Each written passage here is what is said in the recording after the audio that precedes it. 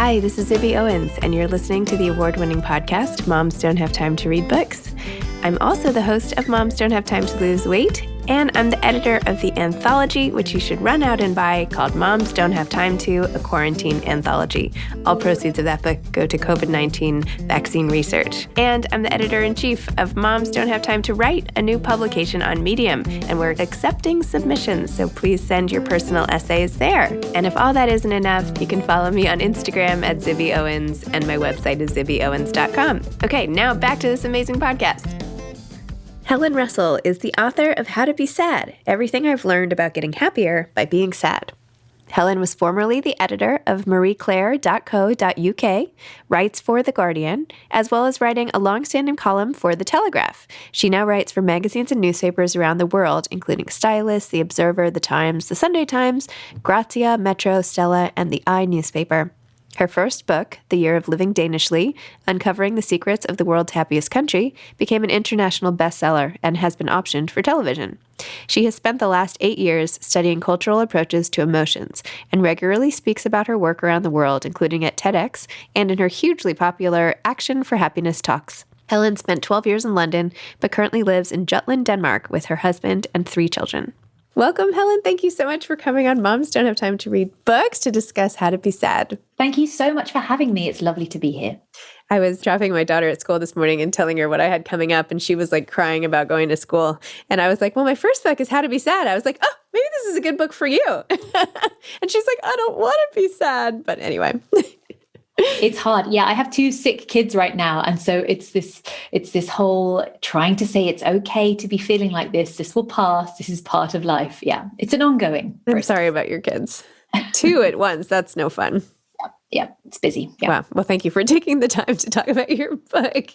Okay, so for people who aren't familiar with you and all of your amazing research and work and your best-selling book and like all this amazing stuff, can you talk about How to Be Sad and why you turned the happiness research sort of on its side to reposition how to have a more joyous life, essentially, and why it's important to be sad? Yeah, absolutely. So I'd spent the last 8 years researching into happiness worldwide. And back when we could, I'd go around the world talking about my work and meeting people and interviewing people. And I kept coming across this same question time and again of people who had perhaps lost a loved one or been made homeless or been made redundant, who would still ask, but why, how can I be happy? Why aren't I happy? And it came to me really that actually we are so obsessed with the pursuit of happiness that we are quite phobic of feeling sad. So from a professional perspective, that was my routine. And then also from a personal point of view, I lost my sister when I was young. And it was something that back in the 1980s just was not talked about. People didn't talk about grief. People would cross the road to avoid having to, make any comment to my mom and me about it. So I'd very much grown up with the idea of what we don't talk about can't hurt us, but we know now the science shows that this is wrong. The reverse is true. So I really wanted to address this. Wow. Anyway, in the book, you write about it. You call it the very sad thing, all capital letters, and why and how this happened. But could you share what happened with your sister? Are you willing to talk about it? Yes. Yeah. So when I was almost 3 and my sister died of sudden infant death syndrome. Oh. So, out of the blue, there's nothing anyone could have done. There's nothing, that could have altered. But what could have been different is the way people handled it afterwards. So there was no counseling at the time. There was nothing like that. My mom and dad were in despair. They also had this young toddler, me, to look after. My parents split up soon after, just a few months after my dad left. And nobody really talked about that either. So this loss, this living loss, was something that we had with us as a family forever, and something that we just didn't talk about, which I think from speaking to people and from doing my research seems actually less uncommon than we might think. So many people go through similar experiences. So everyone experiences loss. It won't all have been the same. And I talk about there's bereavement, which is when someone dies, but there's also living losses, and there's grief, and there's grief over losing my dad. I didn't have a relationship with him either. So I was kind of keen to address we've all had stuff happen to us, and it's how we process that. And so all of our losses may be varied, but the process for getting through them in a happier, healthier way is similar. So that's what I've been trying to pursue. Wow. I was so struck by the image of you as a little girl drawing the picture of your family and having your mom having to tell the teacher, like, okay, I know she drew a picture of the four of us here, but her sister has passed away and her dad's gone. And you were like, what? He's gone too? What do you mean? It just broke my heart. And your attempts with your dad to, get involved in his new wedding, for example, and want to wear a tiara. And he's like, no. And you're like, what? And you have to deal with like the orange backpack guy, like showing up, dating your mom. And these are like a lot of things just like right off the bat to have to cope with on top of loss. And oh my gosh. Anyway, you just like immersed us in like the young version of you, and my heart sort of broke for you immediately, and then have been like rooting for you now, right, with everything. So of course this is your chosen field. It's like, oh, well, that makes sense, Yes, and actually a therapist pointed that out many years later. That's no surprise at all. I chose to, research and write about happiness because I was also scared of being sad. I had no experience with that. So I thought, well, of course, happiness is what we must all be wanting. We've all read studies saying, happier people are healthier, they live longer. But in fact, it's not quite the case. This research mostly comes out of the US, and Americans are outliers in the desire to avoid sadness, excuse me. So actually being terrified of being sad is what makes us sick. And in East Asian culture or in Japan, where they've done comparisons, we look at that actually you can feel sad and it has no impact on your health. So being sad only makes you sick if you're terrified of being sad. And yeah, as you say, it's this whole this stuff I'd grown up with, and the ideas that many of us grew up with, like wanting to be a bridesmaid at my dad's wedding, because I'd seen on TV that the daughter from the first marriage gets to maybe wear a tiara, maybe ride a pony. That's just what got to happen. And in all the glossy TV we watched growing up, yeah, I got some slightly skewed ideas about the world. Oh my gosh. And of course there were only like 5 shows, right? And everybody watched the same thing. Right? Yeah. Which I kind of miss now, because there's like, so, there's something that sort of bonded everybody at the time, right? We had like the same commercials and the same shows. And anyway, so you also talk in the book about the differences in the different types of depression and the difference between depression and sadness, and how we're so quick to say that we're depressed when actually we're feeling sad. Sad is okay. Sad is what we should be feeling. It doesn't mean we have any sort of clinical diagnosis. How do people tell the difference between I'm feeling sad and I should feel sad, and I'm feeling depressed or I am depressed?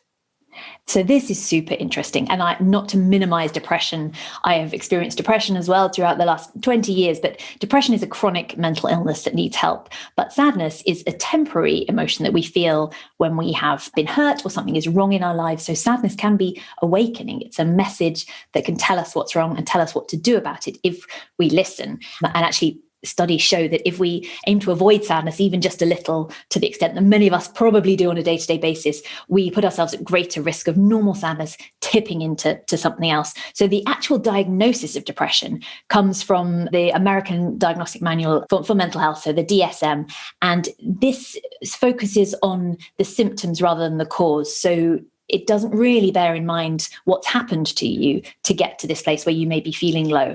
And it's if you meet these 5 of these 9 criteria for more than 2 weeks, you can get a diagnosis of depression. Now, interestingly, there used to be a grief clause so that you couldn't be diagnosed with depression within 2 months of a bereavement. But the latest version, the DSM-5, got rid of this, because, of course, depression is serious and you are going to need help. But it means that it does open the possibility that a lot of normal sadness therefore gets pathologized and therefore gets a clinical diagnosis, when maybe it is that we've just lost our spouse, or that we have, lost our job, or, been through a global pandemic, just for example. So yeah, I think it is problematic. It's not as black and white. And all of the, I spoke to the best neurologists and geneticists and psychologists, psychiatrists in the world, and they all agreed brain science is inexact. There's so much we don't know.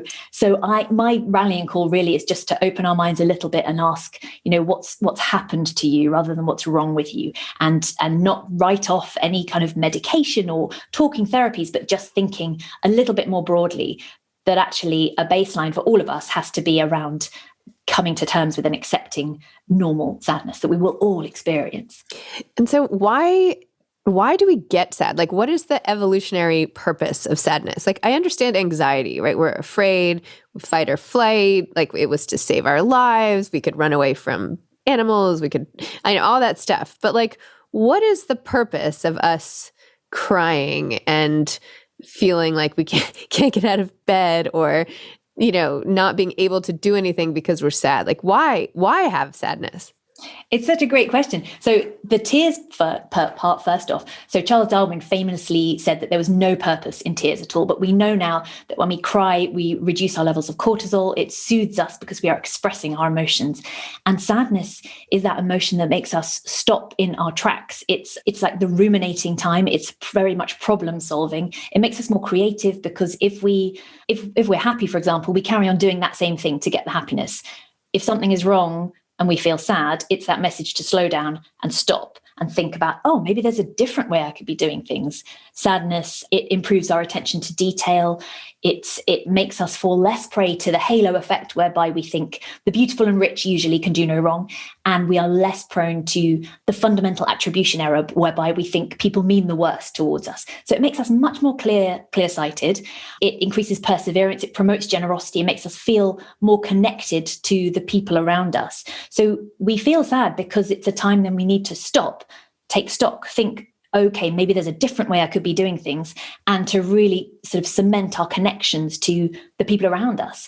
So in that way, it feels hugely useful. It's the time when we should feel most connected to our fellow human beings. And if we're trying to push it down all the time, then that's a bit of a problem. And the sadness also makes us quite grateful for what we've got. I mean, the philosophers, going back to the Stoics, have believed this, and research from the University of New South Wales has found that we are more grateful when we're feeling sad. So it's a really helpful emotion for stopping and taking stock, I'd say, which I think roundabout now feels very useful indeed. Interesting. Do you think those are like temporary or persistent? Like, can they seep into your personality for good? Like, if I'm sad a lot as a child, will I grow up to be a more grateful person? Or am I more grateful in the aftermath of that sadness episode? That's a great question. So there's a couple of things there. So our predisposition to happiness or sadness is down to genetics and early childhood experience and lifestyle. So the first two we can't control largely, but the third we can. So that kind of depends. But there's also looking into antidepressants and what's happening in our brains when we take, for example, SSRIs, that they are trying to stop the serotonin from leaving our brain so quickly. And scientists are still not quite sure how antidepressants work. And you think, goodness, after all of these years and all of this money in big pharma and what have you, nobody still quite knows is the answer often. But one theory is that we have these scars in our brain that if we've experienced something, perhaps from a young age or perhaps repeatedly, we get these sort of scars where we are more prone to think in a certain way. I tend to think of them as like doom rivulets in your brain, just sort of like this puddle that goes through, which is, it can be a fairly depressing way of thinking about the world, but there are some theories around that. But then there's also neuroplasticity, that we can change our brain and we can learn new things. So there could well be a sense that some people are more prone to this, but I would also add that there is hope. There are things that we can do, and that's helpful. I've never heard SSRIs described that way. It's almost like the rainstorm washing away the paths in the sand, right? And then it like you get a fresh start. Is that what you meant by the rivulets? The SSRIs are supposed to help the serotonin stay in. But what's weird is that when you take SSRIs, you get the side effects straight away, but you don't get the effects of stopping the serotonin drain away straight away. So something's going on. It's just really quite disconcerting when you speak to these enormous brains of geneticists and psychiatrists, and they just sort of say, well, shrug a bit. Well, we don't know. And you think, oh my word, what hope do the rest of us have?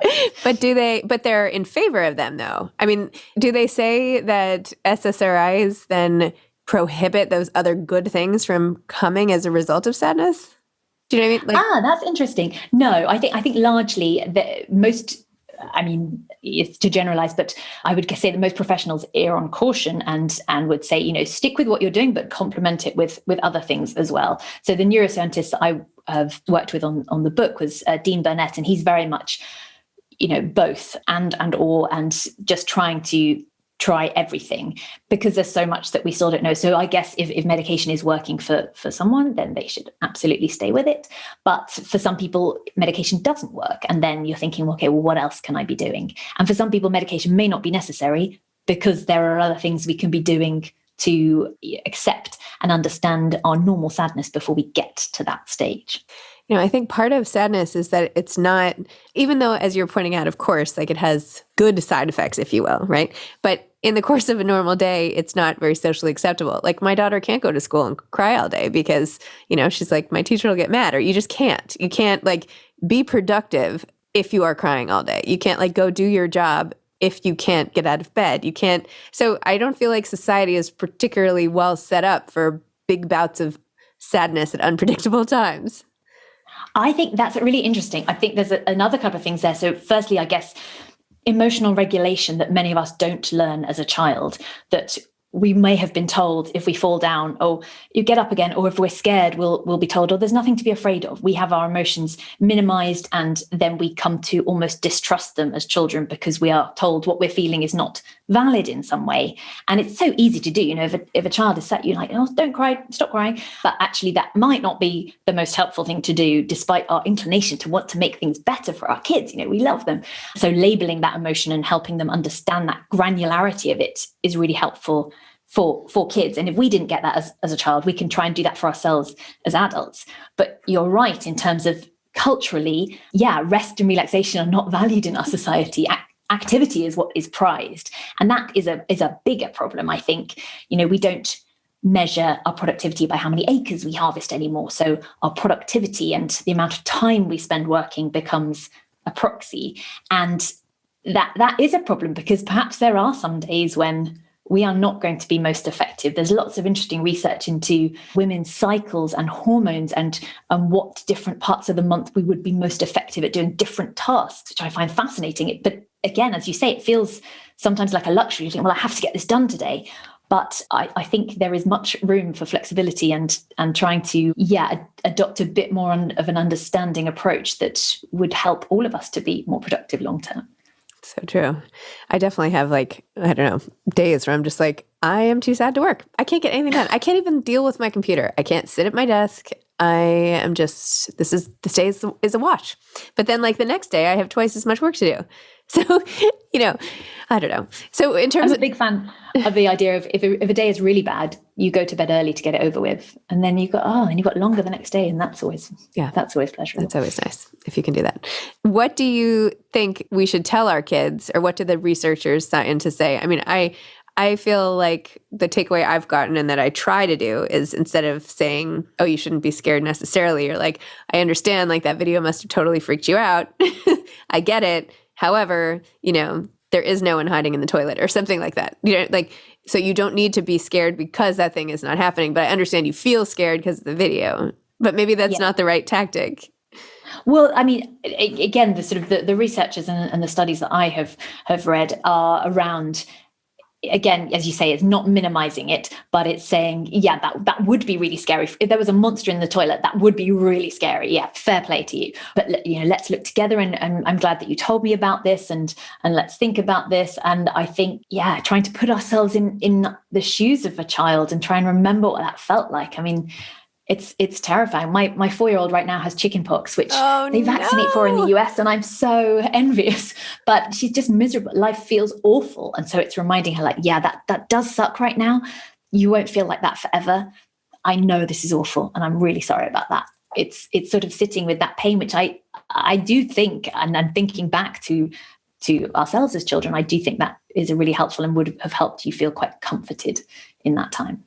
Yeah, I feel like, I'm so sorry about the chicken pox. I had the chicken pox. It's like the worst thing ever. Oh my gosh. But at least it's over with at an early age. It gets worse as they get older. So I think that the pandemic for kids in particular has been so hard. And I think, I have two 14-year-olds, and then I have an 8-year-old and a 6-year-old. And the little guys, because of all this Zoom school and all these optional things, they don't buy it that school is essential.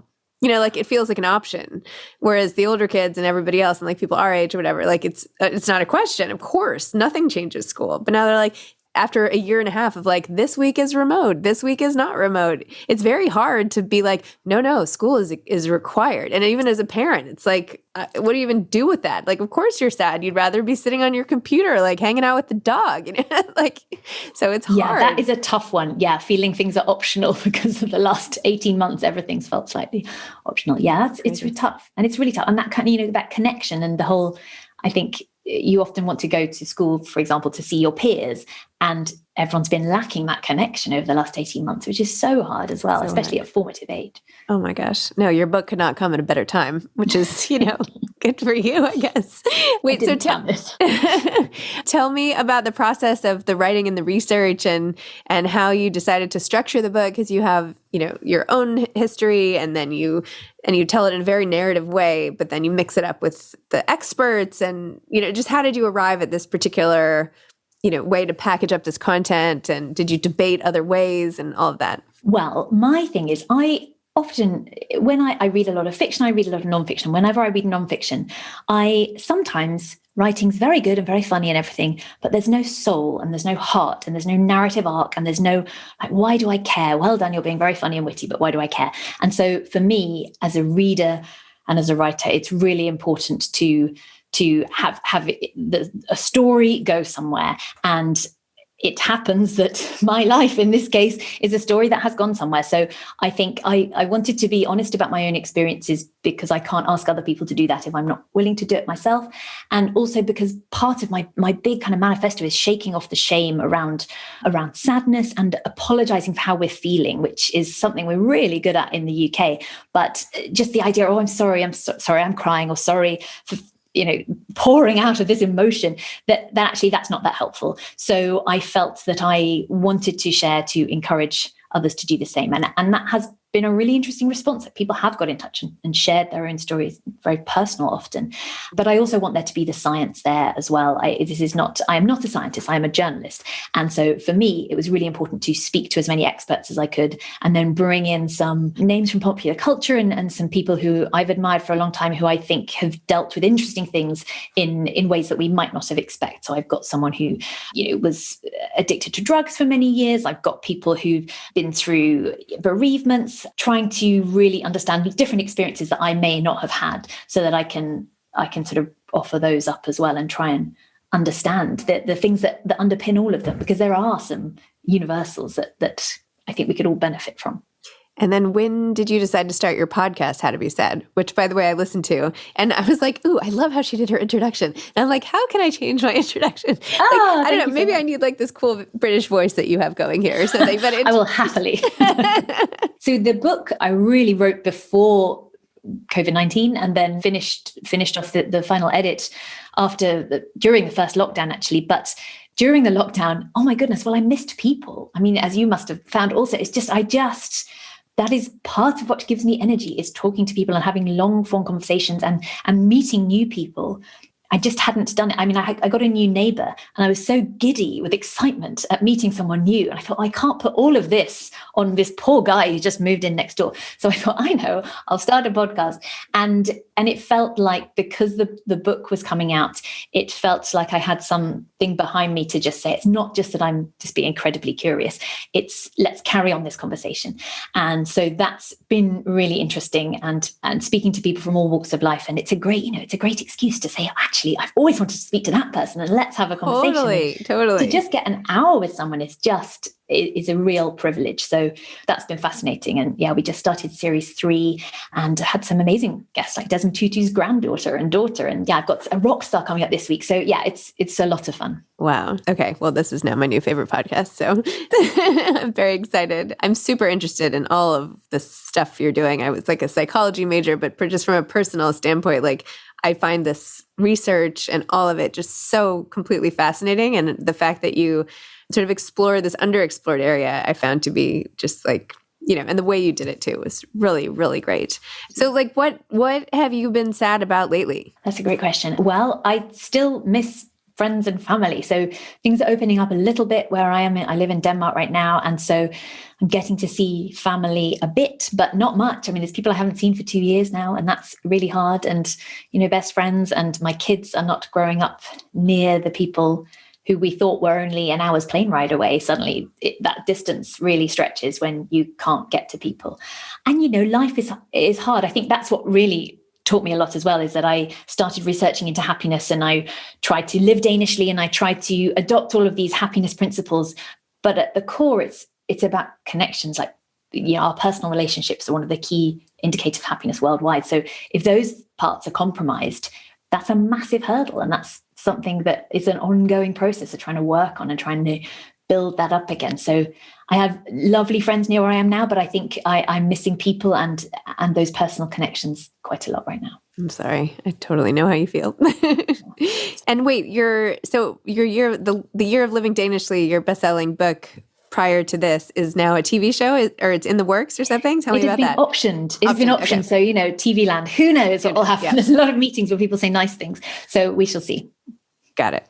And what is your next project going to be? Well, I'm very interested. I'm researching and writing a little bit about Hans Christian Andersen, the great fairy tale guy. So I'm looking into that right now and speaking to a few people about some other radio projects. And yes, we shall see. Maybe that can be your subtitle, The Great Fairy Tale Guy. No, that guy. Yeah. That guy. Big hat. Fine. I love it. So what advice would you have for aspiring authors? Oh, well, I think, so I trained as a journalist. And so then I worked and became an editor. And I think that's been really helpful, is having that editing head as well as the writing head. So it's the discipline to get your butt in a chair and do it, even when you don't feel like it. And then it's having that other critical brain, which you don't want on too much, because then you will sabotage everything and not get anything done, but to be able to edit the work and edit again till it's in a state that you're happy with, to share with someone else. I think that it's the discipline and the diligence, and yes, trying to come from it from a creative angle. Yeah. Love it. It's not easy though. No. It doesn't make you rich and buy you a yacht. Oh my gosh. Okay. Well, thank you so much. This has been so fascinating and really enjoyable. And thank you so much. I loved it. Thank you. So lovely to meet you. Thank you very much for having me. I hope your kids feel better soon. Thank you. Calamine lotion. Lots of calamine. Yes, everyone's pink right now. It's fine. Perfect. Okay. All right. Take care. Bye-bye. Take care. Bye-bye. Bye. Thanks for listening to this episode of Moms Don't Have Time to Read Books. Don't forget to follow me on Instagram at Zibby Owens and at Moms Don't Have Time to Read Books. Also sign up for my newsletter at zibbyowens.com and sign up for my virtual book club and meet lots of authors on Zoom every other week. Thanks so much to Steve and Ryan at Texture Sound for the sound editing. And thank you to Morning Moon Productions for providing this fantastic intro and outro music.